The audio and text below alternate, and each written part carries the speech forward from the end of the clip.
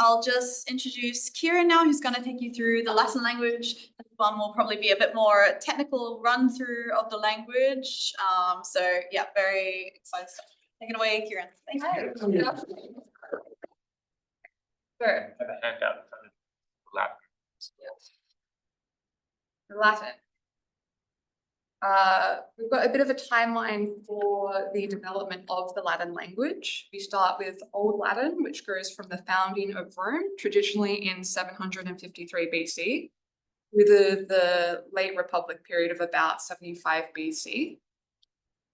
We get Classical Latin, late Republic to the early Empire, so 775 BC through to 200 AD. Late Latin, 200 AD to about 700 AD, and medieval Latin from then through to 1500 AD. We also get sprinkled through this Vulgar Latin, which is colloquial Latin, appearing in the plays of Plautus and Terence, and then in the early Christian authors and the medieval period, and you'll sometimes find it splattered through texts for quotation and also in curse tablets. Our corpus. Mostly for Old Latin, we have inscriptions and the fragments of early poets, plays of Plautus and Terence. And then from the classical period onwards, we get our histories and biographies, so biographies of Suetonius, for example. Rhetoric, so speeches like Cicero's. We get poetry, we get philosophical works, legal documents, and letters. In terms of orthography and phonology, it's the same as English, very easy to learn. If you already know English, half the work is done for you. Orthography is a technical term for spelling. This is our spelling conventions. Very different terms. Yeah. We only have 23 letters in Latin, and there's some slight changes to the way we use our letters in English today. So C originally has the sound of G, and then it becomes to take over the sound of K. So instead of Caesar, how we pronounce it in English, it would have been pronounced something like Kaiser, the hard K sound at the start. We also get this C usage for G preserved in abbreviations of C for Gaius in the early period of Latin, and then CN for Gnaeus as well. And sometimes you'll see this creep into the beginnings of classical Latin, and then used in archaicizing forms of later real Latin.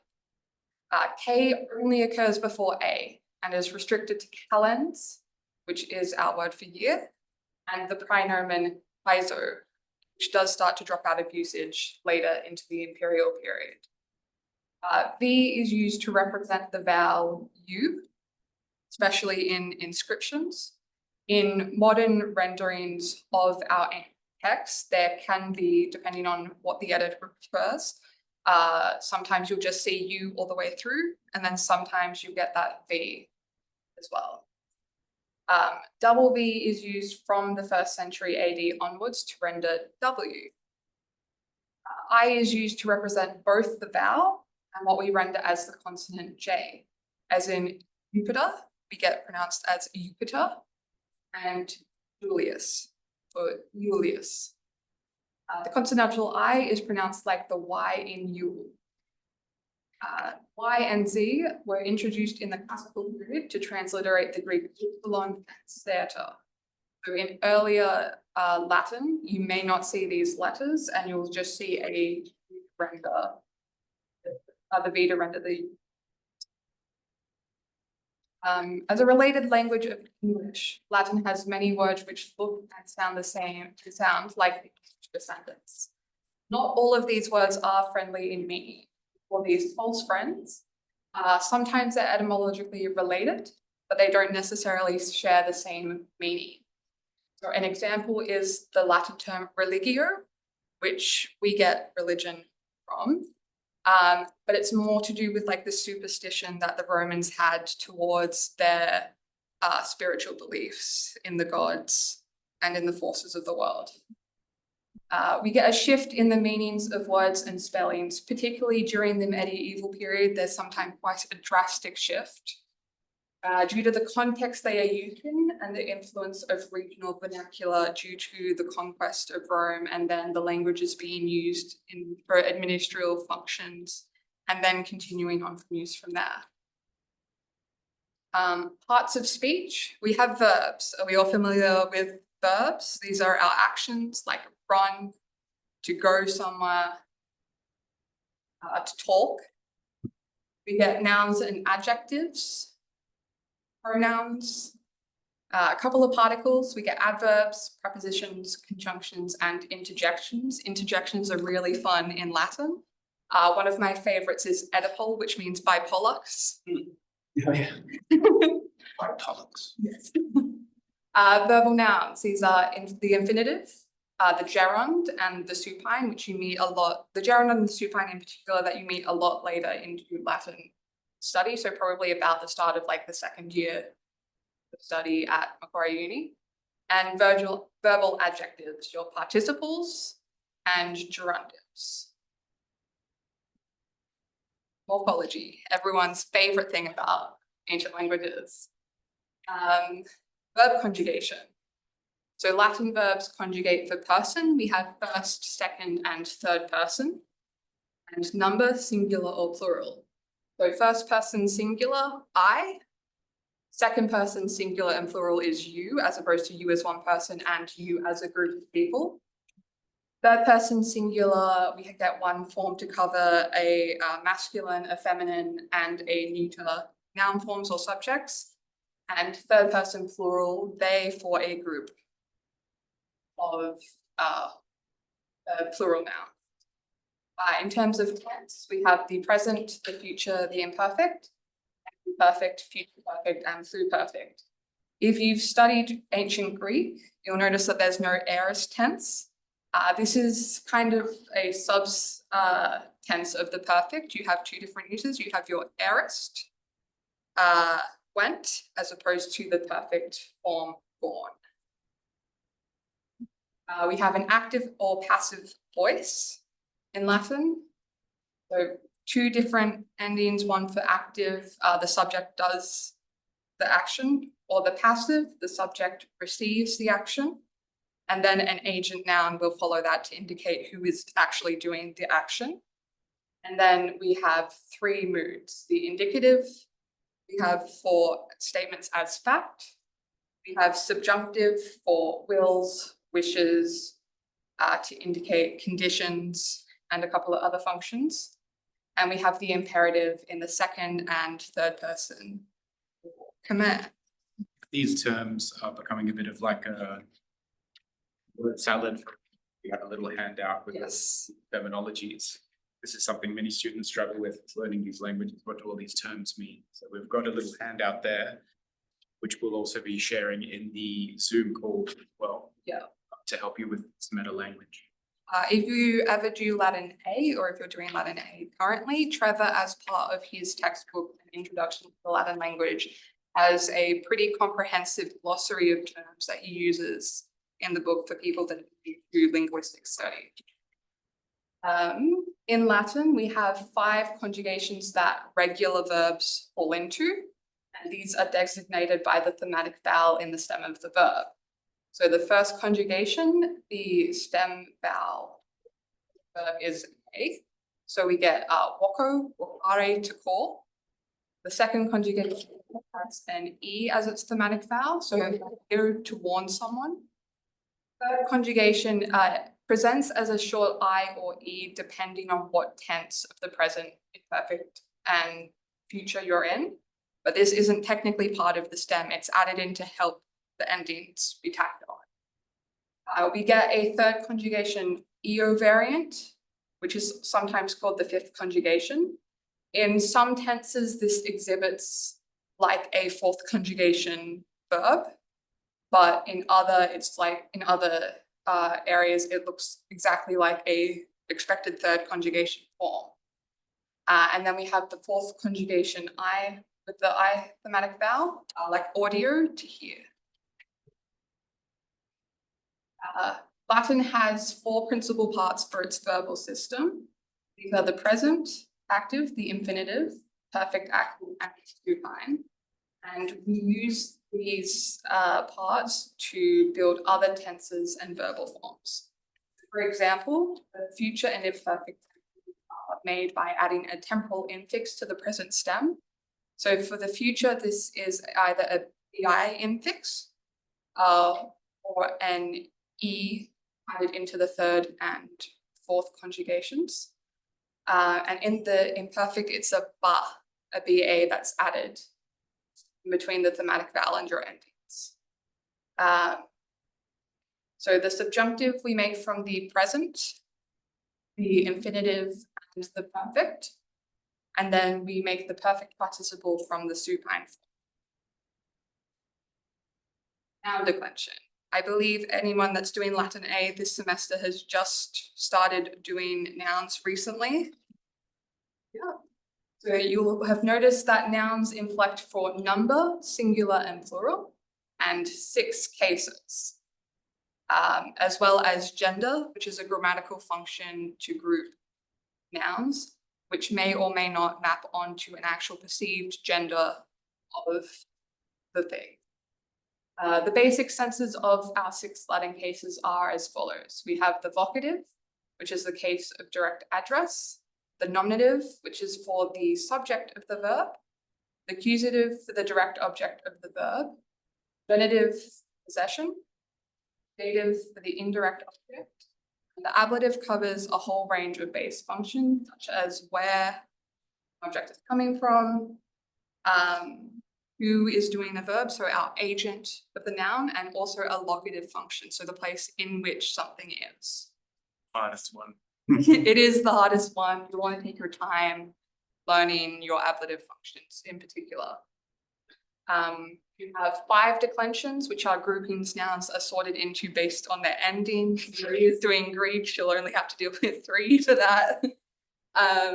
First declensioned are what are called A-stem nouns, like terra, land.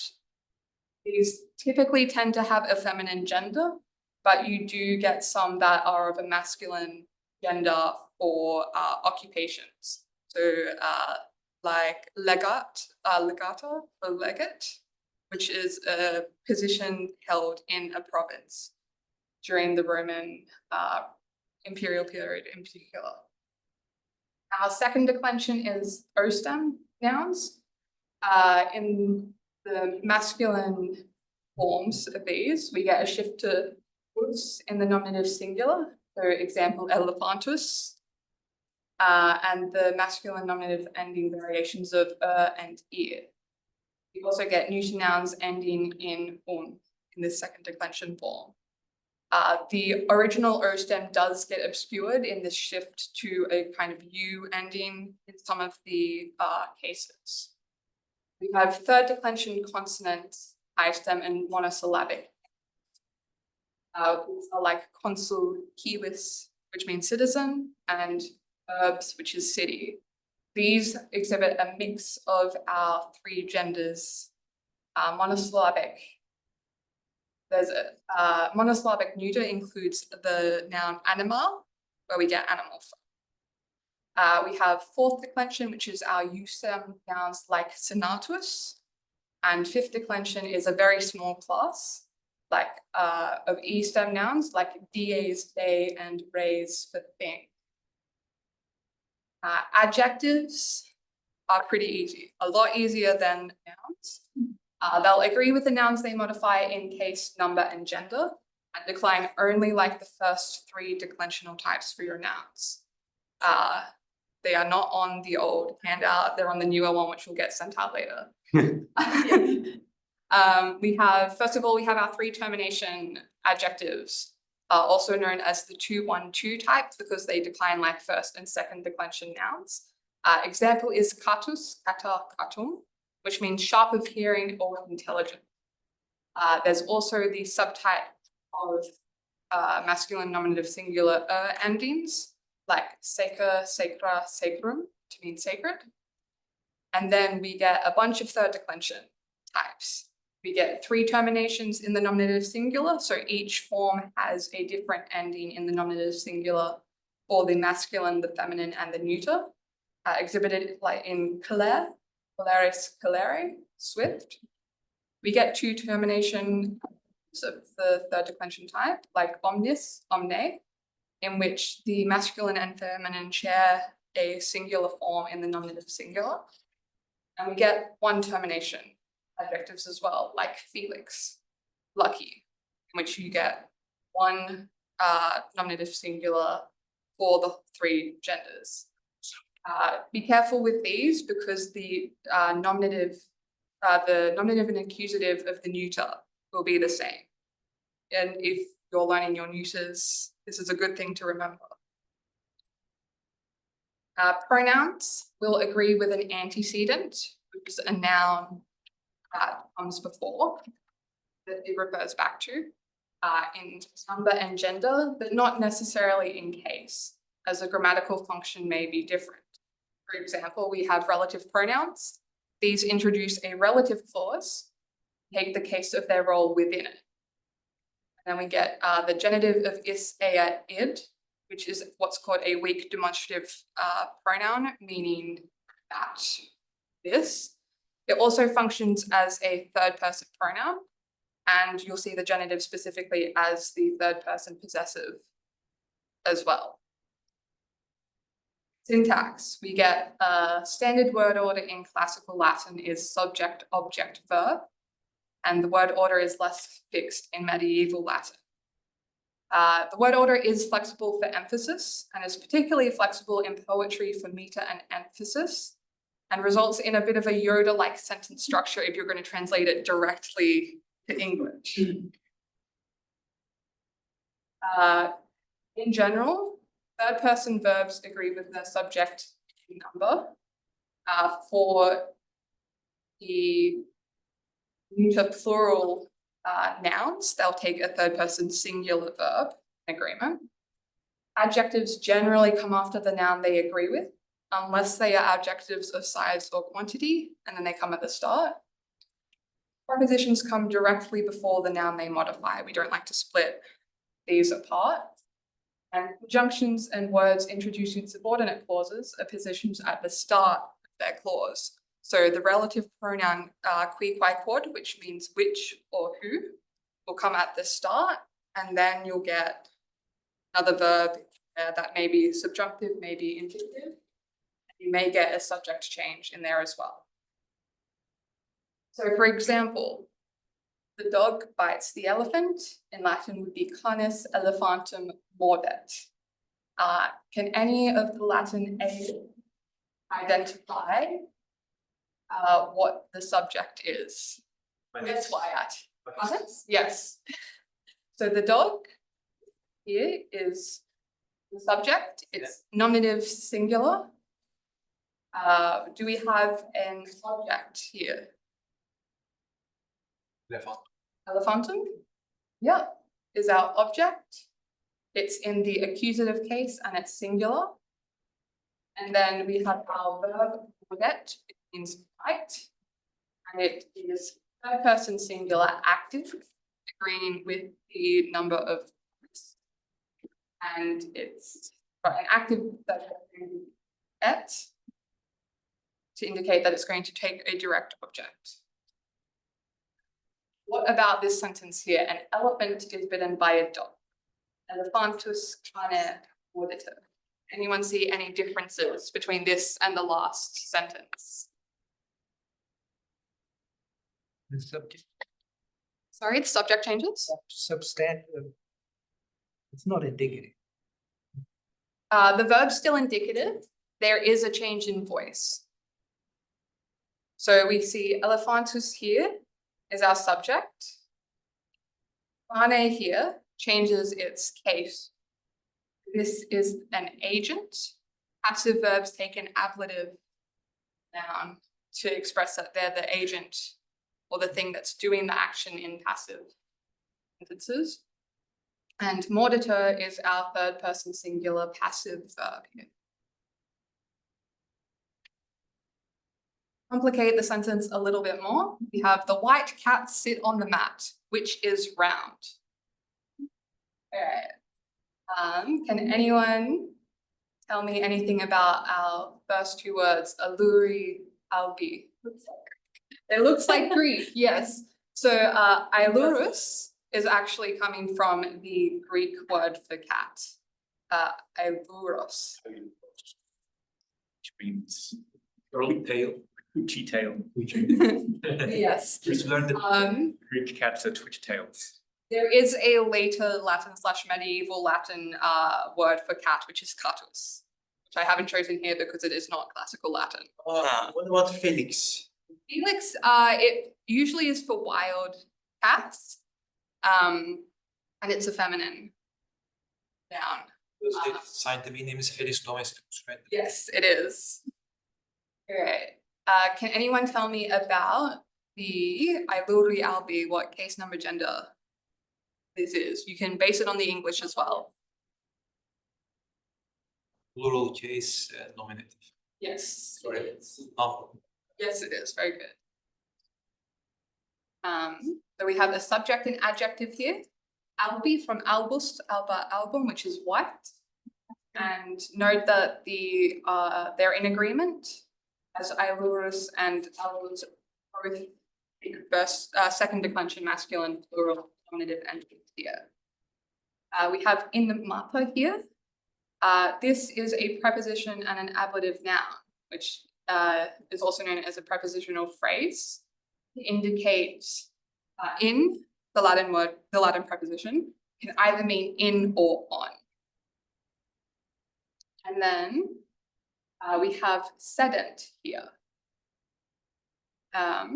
Knowing that we have a plural subject, can anyone recognize what person of the verb this is? Third person plural, very good. The third person plural ending nt to agree with our subject and adjective complement at the start of the sentence. And then we get quae here. This is the relative pronoun. Here it's feminine nominative singular, and it's referring back to mater. So notice that mater is ablative, quae is nominative here. This is just to show you how the relative pronoun changes. It doesn't need to match case. If we had qui here instead of quae, it would refer back to the cats, indicating that the cats are around. Using relative clause, and then rotunda here, we have a feminine nominative singular adjective from rotundus, rotunda, rotundum, which agrees with quae and agrees in gender and number with mater. So it's describing the mat. And then we have est, which is from our irregular verb sum, which is our verb of being, to be in Latin. Third person singular, agreeing with quae. Okay, and some tools for learning Latin. In terms of grammars, we have Gildersleeve and Lodge Latin Grammar. This is my favorite tool for this. You can get it through the Internet Archive, a wonderful online free library. There's also Kennedy's Revised Latin Primer, which is a much shorter and comprehensive overview of the main points of the grammar, which I like to use for quick reference. We also have A. Seiler's New Comparative Grammar of Greek and Latin, particularly for those of you who are studying Greek and Latin or would like to. It looks at the Greek and Latin in comparison, obviously, and also looking back to Proto-Indo-European, shared ancestor language, to describe what's happening as the languages develop. You're doing Greek and Latin at the same time. This book will kind of blow your mind. Yeah. In terms of lexicons, through Logeon online, offered by the University of Chicago, we have Lewis and Short, main English lexicon for Latin, and we have the DMLBS, the Dictionary of Medieval Latin from British sources. Particular interest if you are wanting to go into medieval Latin. Textbooks, we have Wheelock's Latin textbook and reader. There's also an exercise book as well. It's very good to use in conjunction with whatever course you're doing, I've found. PALAIA, I believe you said this is going under reconstruction. PALAIA? But that URL will still work. Yeah. So PALAIA Digital Library is an online collection of Latin texts, also with English translation, or just with English translation for a lot of them. It also contains your Lewis and Short. And then for internal materials, if you're studying through Macquarie University, we have T.V. Evans and G.I. Young Evans, an introduction to the Latin language. This is one of the best textbooks on offer. As of yet, not published, but if you want to. We want the copy enroll in Mal's. Enroll in Mal's or Enroll in Mal's Winter Week if you are outside of the university. PALAIA email address. Yes. You have it like miraculously appear in your. Thank you for your time tonight. I hope this and later question time will help clear up some of your questions about Latin. And I hope you will enjoy later study.